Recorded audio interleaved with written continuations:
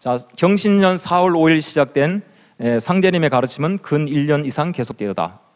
그 과정에서 수훈은 상제님으로부터 여러 가지 시험을 당하기도 했다. 동학 최재우 대신사님은 시천주 시대를 선언하셨어요. 호청근골 상제님을 내것지 알고 뭐냐. 하늘님이 내문에서 아구군수 보존하네.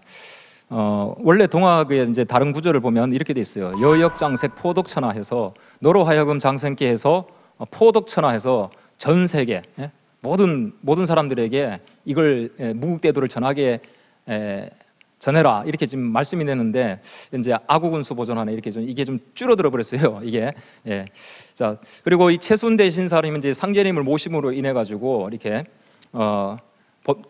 본인의 어떤 마음의 문을 여셔가지고 이 성명이라고 하는데요.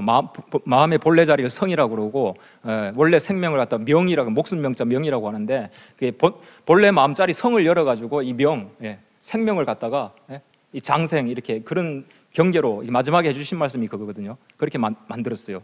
그리고 이 마음이라는 게 내 마음대로 되지를 않습니다. 그래서 이 마음을 닦아야 되는데 이게 내 마음대로 되지 않기 때문에 반드시 여기는 스승이 필요하고 가르침이 필요하고 그래서 여기에는 이 시천주가 돼야 된다는 겁니다. 그래서 상제님의 그 가르침을 통해 갖고 천주님의 가르침을 통해서 내 마음이 이렇게 밝아지고 본래 내 명을 갖다가 회복할 수가 있습니다. 동학은 이 경상도에서 시작을 해가지고 그 다음에 동학혁명이라고 하죠. 농민혁명은 전라도에서 이렇게 크게 일어났습니다. 그 다음에 두 번째로 얘기를 한 것이 무국대도의 출현입니다. 여기서 이제 지금 무국대도가 이렇게 나오거든요. 아까 서도, 불도, 유도 이렇게 있었어요. 이것은 하나죠. 무국대도는 이 모든 것을 다 합쳐서 아우르는 그런 대도입니다. 이거 무국대도란 거는 이렇게 갈라져 있는 그것이 아니고요. 자, 그래서 무국대도에 대해서 이제 우리가 이제 일반적인 해석을 한번 해보도록 하겠습니다. 한국민족문화대백과에 보면 이렇게 나와 있습니다. 최재우가 1860년 철종 11년 종교체험에서 받은 하나님의 가르침. 무국대도는 하나님의 가르침입니다. 하나님을 모시게 하라는 거다. 시천주. 그러면 하나님을 모시면 조화가 얻어진다. 조화정. 그리고 온갖 사물들에 대하여 깨달아진다. 만사지. 그래서 결론적으로 이 21자 주문에 21자 주문은 하나님을 지극히 위하는 글이다. 시천주 조화정 영세불망만사지 지기금지 원이대강. 그래서 이 주문을 자꾸 외우면서 하나님을 정성껏 모시는 종교가 바로 동학이다. 이게 세상에서 일반적으로 하는 해석이에요.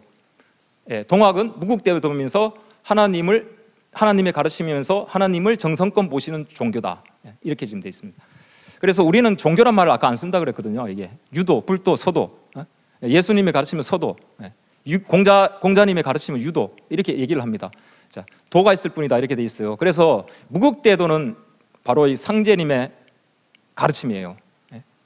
그 다음에 하나님의 가르침입니다. 이게. 그리고 하나님 그러면은 이것이 이 서양 것이다 그렇게 알고 있는데 절대 그렇지가 않아요. 가톨릭 가장 먼저 들어온 가톨릭에 보면요 이렇게 돼 있어요. 대한민족은 하나님 사상이 투철하다. 이를 수용해서 예수 그리스도의 아버지인 야훼를 하나님으로 부르기로 성경 공독 번역위원회에서 결의했다. 이 회의를 해가지고 원래 우리 민족의 하나님을 여호와, 야훼라 이렇게 대치를 시킨 거예요. 이 가톨릭이 그렇게 했습니다. 그 다음에 개신교도 그렇게 했어요. 한국인들의 전통적인 옛날부터 내려오는 전통적인 종교는 하나님에 대한 신앙이다. 개신교입니다. 이 게일이란 분은 이제 언더우드 목사랑 같이 활동을 하신 분인데 이분도 똑같이 얘기를 해요. 한국인들은 최고의 신으로 하나님을 널리 믿고 있다. 그래서 여호와를 하나님으로 번역을 하면 전도하기 쉬울 것이다. 이렇게 돼 있거든요. 그 전부터 전통적으로 우리는 그 하나님을 이렇게 하나님 신앙을 이렇게 가지고 있었어요. 자, 근데 서양에서는 이제 이 하나님에 대해서 이제 아버지라고 부르기도 하고 그런데 그 모습은 굉장히 초월적인 존재로 돼서 창조주. 아버지 하나님은 나를 만들었었어. 나는 피조물이 되는 거죠, 이렇게. 그런데 이것은 너무 권위적이고요, 가부장적이에요. 그래서 이렇게 되면 이 아버지를 느낄 수가 없어요. 아버지는 아들이 잘 되기를 바라요. 그리고 나보다 더 뛰어난 존재가 되기를 바라는 거거든요. 우리 도전 상제님 말씀에 보면은 너희들도 잘만 하면 나와 같이 된다 이런 말씀이 있어요. 성경에도 그런 구절이 있어요. 하늘에 계신 너희 아버지의 온전한 것 같이 완전한 것 같이 너희들도 온전해라 이렇게 돼 있거든요. 예. 그래서 이 초월적인 존재 아버지는 계시지 않는다. 그럼 어떤 모습이냐? 죄입니다. 죄. 여기 보시면 이 글자는 5,000년 전부터 각골문에서부터 시작이 됐고 어떻게 되어 있냐면은 천신이다. 그 다음에 황제를 뜻한다. 그래서 하늘에는 상제님이 계시고 그 명을 받아가지고 땅에 황제가 있다. 이렇게 된 거죠, 이게. 그래서 이 제자는 황제도 쓰지만 원래는 하나님을 상징을 해요. 예. 자, 그리고 공식적인 기록을 보면 전부 뭐라고 되냐면 이 제를 씁니다. 상제를 씁니다. 이게 대한제국 애국가예요. 여기 보시면 상제는 우리 황제를 도우소서. 이 국가기록원에 있는 자료예요. 대한제국의 공식 문서죠. 거기에는 상제님이라고 이렇게 돼 있어요. 이게 하나님이라는 용어는 널리 그냥 쓰는 용어예요. 이렇게 일상생활에서. 그렇지만 공식적인 내용으로는 상제님을 이렇게 쓰고 있습니다. 자, 여기는 개성고등학교입니다. 개성고등학교는 미국 그 장로교에서 세운 학교거든요. 여기 보시면 상제님을 경외하는 것이 지지본이다. 깨달음, 지식의 근본이다. 이렇게 지금 돼 있어요. 여호와를 경외하면 지식의 근본이다. 이렇게 했는데 이걸 상제님으로 이렇게 표현을 하거든요. 이렇게. 또 신약 정서에도 보시면 상제이자 예수 그리스도 이렇게 해서 바로 이 하나님의 공식 호칭은 상제로 이렇게 쓰여졌습니다.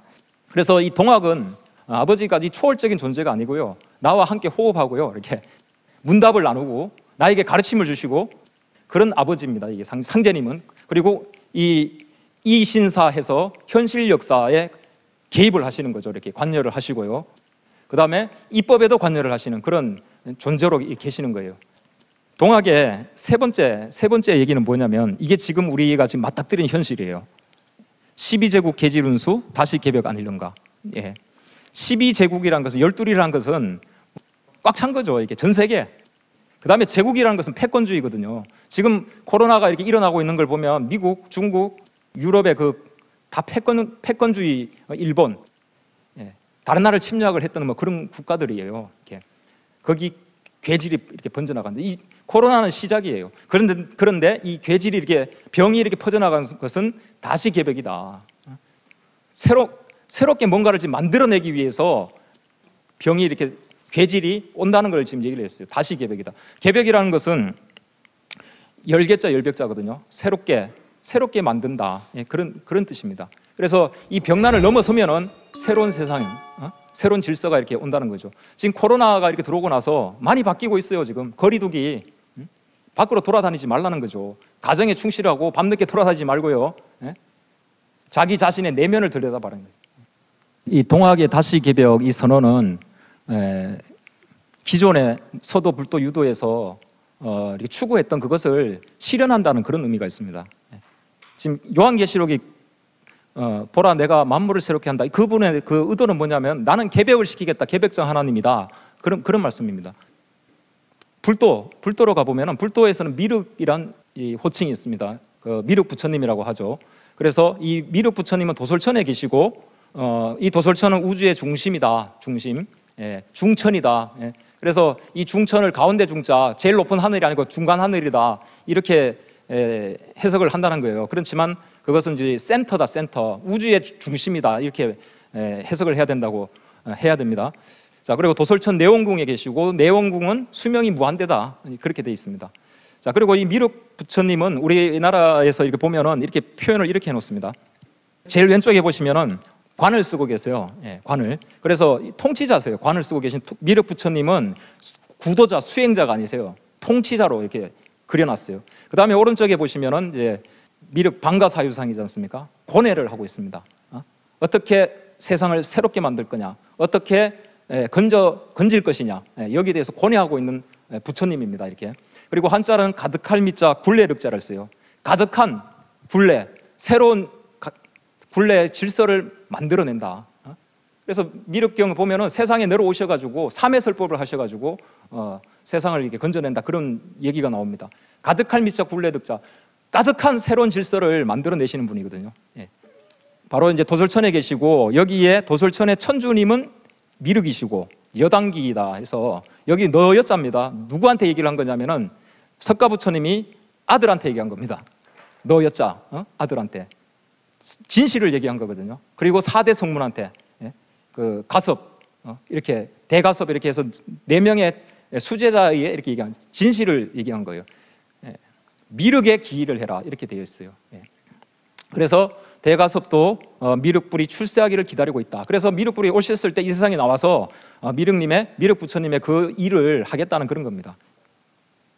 서교도 그렇고요, 불도도 그렇고 이렇게 뭔가 이렇게 새롭게 하시는 그런 분들이 다 등장을 하시거든요. 자, 그 다음에 도가로 이렇게 가본 도장경이 있는데 여기에 보면은 옥황지종은 도솔능서천궁해서 천상의 수도가 옥경이래요. 거기에 계시는 상제님에 대해서 옥황상제라고 그래요. 그리고 옥황지존이라고도 이렇게 얘기를 할 수가 있는데 바로 그 상제님은 도솔천궁에 계신다 이렇게 돼 있어요. 아까 그 도솔천궁에 누가 계셨습니까? 미륵님이 계셨거든요. 즉 미륵님은 도솔천궁에 가지고 상제님도 도솔천궁 같은 분이거든요. 미륵님은 상제님이에요. 이렇게 그렇게 돼 있어요. 그러면 불교하고 이게 지금 이게 이 상제님 불교의 미륵과 이 상제님과 이게 일치가 되죠. 다른 걸 또 하나 보도록 할게요. 천주실인데 여기도 보면 천주님은 화은상제다 해서 천주님은 상제님이라 이렇게 되어 있어요. 이것은 마테오 리치 신부님이 적으신 건데 이분은 다 모든 경전을 다 읽으셨거든요.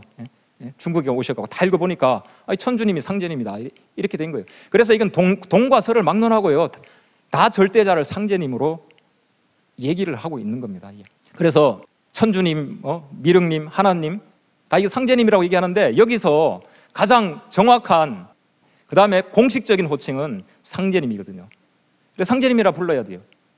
그런데 제가 이제 아까 전에 기를 씻어야 된다 제가 그 말씀 드렸거든요. 상제님 하면요 어떤 느낌이 드냐면 정근대적이다, 미신이다, 뭔가 이렇게 사이비 냄새가 난다 이렇게 받아들이는 게 현실. 그래서 기를 씻어야 됩니다.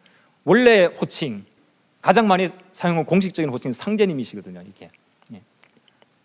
그리고 초월적인 존재가 아니거든요. 제라는 것은 직접 주재하고 다스리시고 인격적인 모습을 가지고 계신 거거든요. 그래서 더더욱이나 상제님이라고 불러야 되는 겁니다. 자, 그래서 지금 이렇게 이제 각각 불렀지만 한 분인데 여기서 그럼 또 어떤 얘기를 하고 있냐?